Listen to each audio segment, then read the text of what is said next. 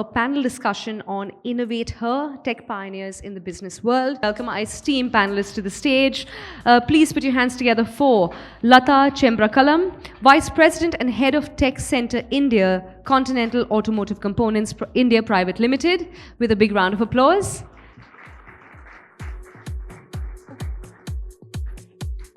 Welcome, ma'am. Thank you for joining us today. Next, please put your hands together for Neha Singh, co-founder and CEO, Tracxn.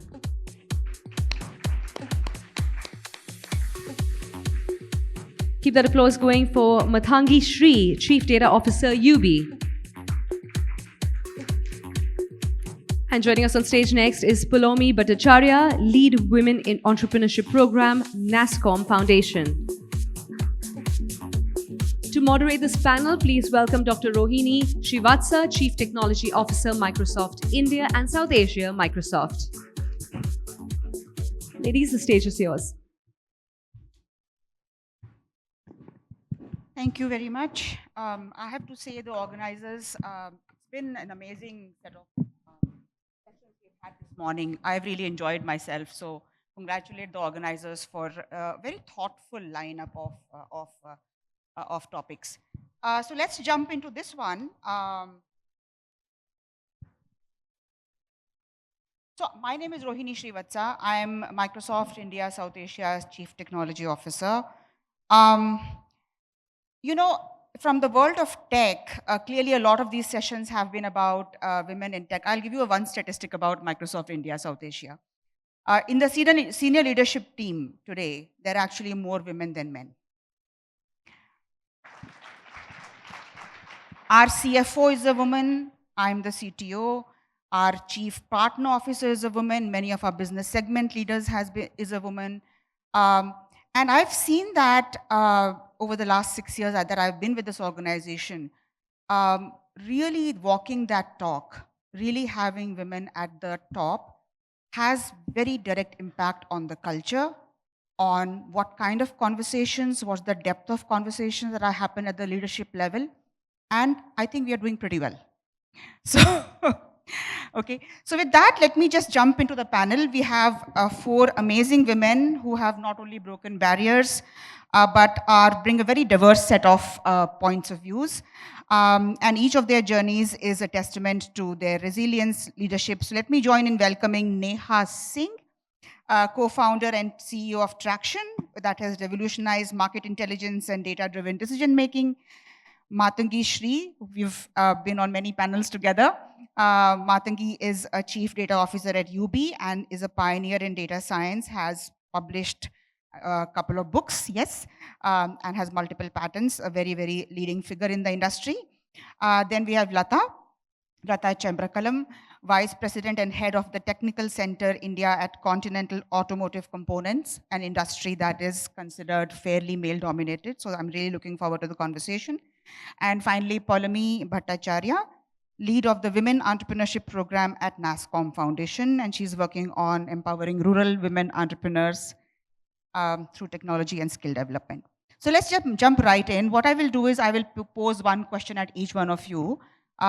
Take your time, give it this thing, then we'll probably have a couple of questions that we share with each one, right?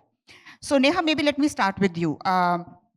You have navigated the tech and venture capital worlds, and today I see that women entrepreneurs are growing, but I do want to get your perspective in the journey that you've been on as to what are the unique challenges women leaders are facing, and how can venture funding and private markets really help women-led startups survive, thrive, grow, and bridge the funding gap? So maybe give a little bit of a sense. Thanks a lot, Rohini. Glad to be here and speak to all of you. So yes, I think, throughout the whole journey, I would say the number of women, unfortunately, have been like a small digit. And I'll come to, what are the sort of the unique challenges that it brings to right starting from, your undergrad, wherein in IIT Bombay, we were 6% women, which is in a class of 500. We were only 30 women. And there were some batches of computer science wherein it would say like a dry batch, right? Like there would be no women in the entire batch or the entire, that department, I would say, in that year. So from there, I think probably the numbers have improved. Now the numbers have improved. But if you see, across all, like women as founders, there are very less examples which are there. Thankfully, that is changing. So right now there are now there are successful companies, large companies who have had women founders. So good to have those examples. And now, we got listed about 2 years back. So, there, I think the whole, the ecosystem in the listed space is even more different, right? Like, because you are like a promoter, if you look, that is a SEBI term that it's there. And there, the number of women which are there is even lesser. So when you are probably, meeting with the public market investors, or you're taking your con calls, there are very few of those, so I think the reaction is, it's more of admiration that, people are glad to see. Like, even when we did the bell ringing, they were like, okay, there was not a lot of people that you see some variety. So good to see that. So I would think, so having seen that, I think it obviously has some bit of challenges, in a sense that, so on the whole, if I were to see my journey in terms of fundraise, or in terms of, like doing sales, like the other thing, aspect of our business is also that, we sell to corporations and VCs and Ps globally, right? Which is again a very, less number of women in terms of, if you look at the number of partners that are there in VC ecosystem today, even in India, you can just count on your fingertips, right? So I think, on the whole, what I've seen is that the external challenges are lesser, in a sense that, if you are pitching to an investor, I found in most of the meetings, I've found it to be, they're agnostic towards the fact that, you're a boy or a girl. But there are some unique things. To give an example, when you're hiring, right? Like, and this is in your early days when you're starting up and you're hiring, and you are typically asking the people to take a pay cut, to leave their jobs and take a pay cut, right? And they're always, asking you that, are you doing this seriously, or, is it just going to be for a year, right? So they, because of the fact that, they haven't seen probably a lot of examples, so people just want to make sure that, this is, you're doing this for a few years, and it's not that, you'll probably do it for 1 or 2 years, you'll take a break, and then you'll do something else, right? So I think that was probably one of the things wherein you had to do a lot more convincing, I would say, to people that, no, this is a very interesting space, and this is a very interesting idea, and why you should, leave your job and take a pay cut. But on the whole, the good part is that the ecosystem is sort of fairly supportive, I would say, in terms of investors, in terms of, all the other ones. And now there are more and more of these, women-focused sort of like networking, communities which are also coming up, which is sort of helpful, because there are a lot of common issues that people have, right? Like, to give an example, like if you have a kid, and then how do you manage the whole thing, right? Like, that's one of the times wherein you see a lot of people, even in your teams, take a break, right? And how do you sort of come back? So these are sort of issues that you can also discuss, and I feel that these kind of communities are sort of helpful in that. But the good part is that, I think overall the numbers are changing, and you'll find the ecosystem more and more supportive towards what you want to do. Thanks for that. I mean, I feel like there's still a long way to go, at least in terms of numbers. I mean, there is support, but there is a long way to go that needs to show up in numbers. Mathangi, let me come to you. You have been a prolific inventor with 20 patent grants, very impressive. Given the entire focus on data science, AI, I was wanting to, because you're an innovator, wanted to get your sense for, are you seeing special ways in which you are thinking about, as well as the industry should think about, to make sure that the technologies we are developing are a lot more inclusive and are thinking about gender from the design principle perspective? It's a very good question. Good afternoon, everyone. Yeah, so we have been talking a lot on biases with data science and AI. And it is something about the data science and AI models are not just only about the underlying data or the algorithms or the kind of transformers you use or the various MLOps techniques you use to productionize these models, right? Underlying all of these AI solutions is the core necessity to craft human experiences. And you can't leave human out of the equation while you're crafting the experiences. And that's where how your models become unbiased, how your models are sensitive to certain to certain context or discussions if it's a conversational engine, etc., and how that can improve overall customer experience, but in that way understand inclusivity also. It's a it's a great time to be in, where regulators are taking active interest in AI. I think this is possibly a great time to be in, and my journey spans across 20 years in this field. I've seen various phases of the field, and various hypes have come and go. But the last few years have been extremely exciting, because AI has become a boardroom conversation, where the board is asking the founders on what you're doing with AI. Right? It's just completely tables turned from that perspective. Got into a lot of regulatory interest from that perspective. It's become a discussion in the parliament and in legislative bodies, etc. So from that perspective, active active cognizance of biases that are there in the underlying algorithms, that are there in the AI models that is being thrown out, is become of major importance. And I think the governance field, the ethics, as well as responsible AI will be a field that will accelerate. Though there has been lot of things that we have talked about in the past about it, but I think this is the area where it will certainly accelerate to various degrees. And it is very important as technologists to be part of this community while we craft every possible AI experience out there. It could start from your underwriting scores, or it could be a conversation engine that you are building, or it is about a summary that you are writing, etc. All of this could contain inherent biases, because it is trained on historical data, and those data comes with its own biases. But those can be avoided if the experiences are crafted well, if there is a human angle to it. So I think from the previous era of where machines were just supporting human decisions, I think we have moved to an era of where machines are driving decisions, but if it left ungoverned, if it left without the human touch, then it will go all over the place, right? So I think we are at this cusp of a great growth, and growth that should be well monitored and well governed. And the human angle in building those experiences are very important phase of a technologist learning, I believe. Thank you, Mathangi. We have a very diverse panel, so my questions are going to be very diverse. Let me come to Latha. Latha, you come from an industry that is very clearly male-dominated, but I think you have grown as a leader in this space, and I want to understand, given your role at Continental, how have you brought your perspective from a gender angle to drive innovation, particularly in the automotive world, on safety, on inclusion?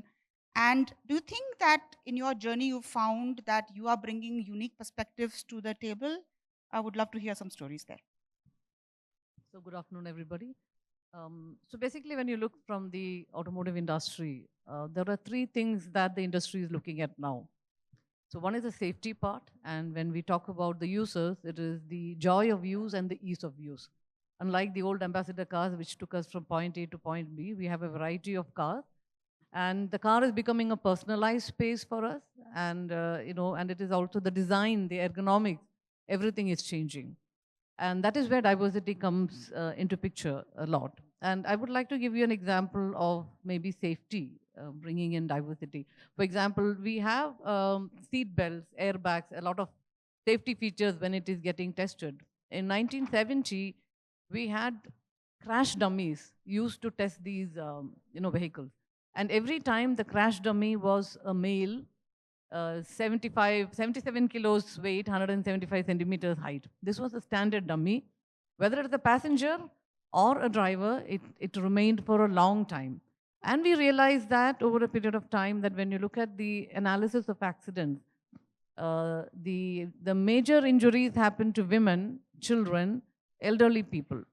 So which means that when you take a design of any safety equipment inside the car, you really need to know the weight, the height, the bone structure, the muscle mass. There are a lot of other parameters which we had to look.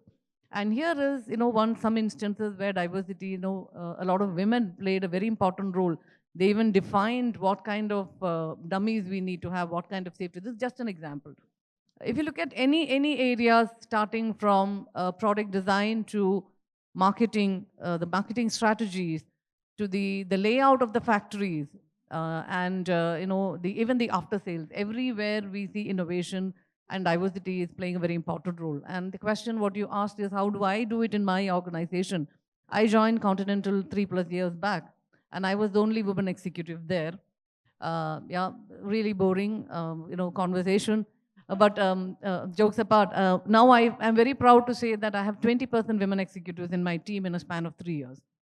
So we really looked at targeted hiring from outside. We also looked at there were 3 people who were ready, so we put them into management schools. We actually groomed them. We had mentors, global coaches stepped in, and it was an accelerated journey for them. So which means that from the CXO level, we need to have a commitment that we need to drive diversity. The second thing is the inclusive practice, the inclusive culture, and also a lot of learning that is required across the organization for every employee, starting from a new graduate engineer to the CXO level. We need to have these kind of trainings, awareness, and the policies, practices that supports it. Thank you very much. Last, let me come to Poulami, but not last but not least. So Poulami, you work on a very different segment of women, and you work on entrepreneurship, empowering women with AI, digital tools. Share us a story. Tell us something that is really the way in which technology is able to empower women in rural areas, in tier 2, tier 3 areas, towns. That helps us think about the art of the possible. Sure. Thanks for having me here. We have been discussing women-centric products, and how can technology really help women, women-centered technology and process orientation as well. I would just like to bring in the angle of intersectionality here. Since morning, we have been discussing women, but women are not a homogeneous group, right? There is a lot of layering within there, and the kind of access she has to many of the things has a very direct linkage with the other variables in her life, like the ethnicity, the economic class to which she belongs, the city, town, culture, all of it, to be honest. So we work, I am part of Nasscom Foundation, I lead the women entrepreneurship vertical. So we work very closely with nano-rural women entrepreneurs. And the segment I'm talking about, they're like semi-literate to illiterates in terms of access to services, benefits, information, market, everything. They are towards the bottom of the pyramid. So definitely when we are designing programs, we have to take all those things into consideration. In the morning, Priyanka Gill really elaborated a lot about how we live in a man's world. Imagine the woman from this segment, they live in a man's world plus, the segment to which they belong, that adds on to all the other layers of vulnerability. Now, when we talk about these set of women, some of the problems, challenges that we face as women in general translate down with more complexity, with more layers of severity. Say, for instance, something which is physical access to markets, finance, capital. She mentioned about all of it, e-commerce. This all translates down really, really badly when it comes to these set of women. And that's a context in which we start our work. Thankfully, in the last few years, with a lot of women leadership and with a lot of women tech pioneers, a lot of changes have happened in that space. So when it comes to access to finance, we have options available for that segment which are customized, tailor-made for them. Yeah, from a gender angle, from a perspective of feminization of processes, but as well as from the economic angle. They need to really deal with products which are easy to navigate, user-friendly, keeping them into the context. Yeah, something which is user-friendly for us may not be user-friendly for them. So women pioneers in the sense that when we are talking about access to finance, mentoring, digital markets, a lot of it is happening through online platforms, and there are projects like Rangde, for that matter, for access to finance, which is again Smita Ramakrishna, someone who is a tech pioneer, has worked on. Mirabil, which is again a digital account maintaining app, someone like Pia Bahadur has worked on. So The thing is that when women are in leadership roles in the tech industry, the kind of products that are being designed also have that bit of feminization and sensitivity attached to it. That is a change that I have observed. We are able to use these products while upskilling this nano segment of women. I would like to add that we are primarily focusing upon the digital upskilling of these women. As a result of which, we are also able to address the stark digital gender divide, the rural-urban digital divide. Though our focus is upon increasing the uptake, the consumption, but the thing is that the more they are getting involved, these women are getting involved into using these products, their feedback, they're becoming more interactive, their feedback on, for instance, we are having a tie-up with ONDC. So these women are telling ONDC that how can you make these platforms more useful for us? So that ways, I think there is a lot of value addition, and I would have a sincere request to the all tech pioneers in the room that please be more mindful about designing products which are very, very relevant for the segment with which I work. Thank you. Thank you, Poulami. So given we are just about 30 seconds, I'm going to ask each one of you to share 2 or 3 words of skills or attitude or mental model that women should adopt and aspire for to become successful in the world of tech. So anybody wants to start? So the most important thing, according to me, is continuous learning. And the second thing is the adaptability quotient that we need to have in the VUCA world, whether it is business, technology, or organizational dynamics. I would say be bold, be ambitious, and fight against the huge headwinds that normally flow, especially as you get older. But just be bold and don't be bogged down by protocols and what others think of you. And you have a right to exist, and you have a right to do and right to flourish. So just be your own boss. Well said. So just one line that I would like to leave is dream big and you'll be surprised at what you end up achieving. To give an example, like, when we started, we thought, okay, maybe IPO is a great thing to have. We were able to do it within the first 10 years, like the 9th year, of starting. That's something that you could not have imagined. But I think just dream big, keep your heads down, and you'll be surprised at what you end up achieving. Very nice. Last, you, Poulami? Yeah. I would like to say that have the power to change the current narrative, have the power to change the course of the conversation and make it more futuristic and be more endearing towards the future. Yeah. Beautiful. So my total privilege hosting all of you here today. Such a beautiful panel. Thank you very much to the audience. Give a big round of applause to this group of amazingly exceptional leaders. Thank you.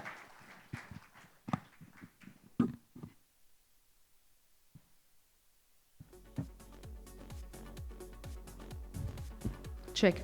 Thank you so much, ladies.